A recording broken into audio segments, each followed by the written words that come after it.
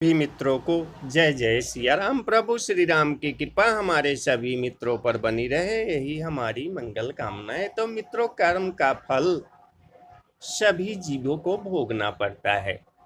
तो आइए आज एक कहानी आपको सुनाते हैं कि किसी गांव में एक सज्जन रहते थे और उनके घर के सामने एक सुनार का घर था। सुनार के पास सोना आता रहता था और घर कर देता रहता था, ऐसे वह पैसे कमाता था। एक दिन उसके पास बहुत ज्यादा सोना जमा हो गया। रात्रि में जो पहरेदार था, सिपाही को इस बात का पता लग गया। उस पहरेदार ने रात्रि में उस सुनार को मार दिया और जिस बक्से में सोना था उसे उठाकर चल दिया। इसी बीच सामने रहने वाले सज्जन लघु शंका के लिए उठकर बाहर आए। उन्होंने पहरेदार को पकड़ लिया कि तू इस बक्से को कैसे ले जा रहा है। तो पहरेदार ने कहा, तू चुप रह, हल्ला मत कर, इसमें से कुछ तू ले ले और कुछ मैं ले लूं। सज्जन बोला, मैं कैसे ले लूं, मैं चोर थोड़े ही हूं। पहरेदार ने कहा, देख तू समझ जा, मेरी बात मान ले, नहीं तो दुख पाएगा। पर वे सज्जन माने नहीं। तब पहरेदार ने बक्सा नीचे रख दिया और उस सज्जन को पकड़कर जोर से सीटी बजा दी। सीटी सुनते ही और जगह पहरा लगाने वाले सिपाही दौड़कर वहां आ गए। उसने सबसे कहा कि यह इस घर से बक्सा लेकर आया है और मैंने इसको पकड़ लिया है। तब सिपाहियों ने घर में घुसकर देखा कि सुनार मरा पड़ा है। उन्होंने उस सज्जन को पकड़ लिया और राजकीय आदमियों के हवाले कर दिया। जज के सामने बहस हुई तो उस सज्जन ने कहा कि मैंने नहीं मारा है, उस पहरेदार सिपाही ने मारा है। सब सिपाही आपस में मिले हुए थे। उन्होंने कहा कि नहीं, इसी ने मारा है, हमने खुद रात्रि में इसे पकड़ा है। मुकदमा चला। चलते चलते अंत में उस सज्जन के लिए फांसी का हुक्म हुआ।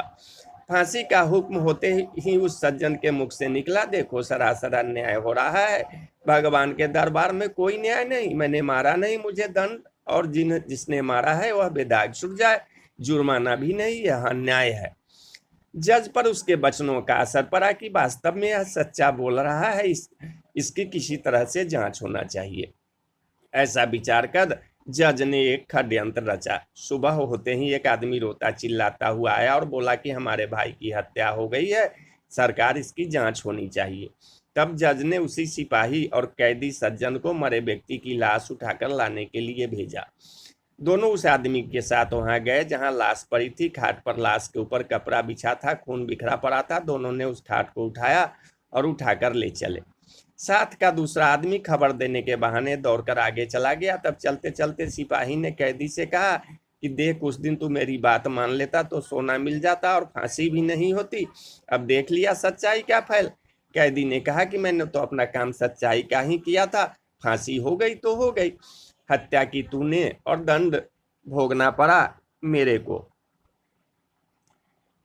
भगवान के यहाँ न्याय नहीं। खाट पर झूठ मूठ मरे हुए के समान पड़ा हुआ आदमी उन दोनों की बातें सुन रहा था। जब जज के सामने खाट रखी गई तो खून भरे कपड़े को हटाकर वह उठ खड़ा हुआ और उसने सारी बात जज को बता दी कि रास्ते में सिपाही यह बोला और कैदी यह बोला। सुनकर जज को बड़ा आश्चर्य हुआ। सिपाही भी हक्का बक्का रह गया। सिपाही को पकड़कर कैद कर लिया गया, परंतु जज के मन में संतोष नहीं हुआ। उसने कैदी को एकांत में बुलाकर कहा कि इस मामले में तो मैं तुम्हें निर्दोष मानता हूं, पर सच सच बताओ कि इस जन्म में तुमने कोई हत्या की है क्या।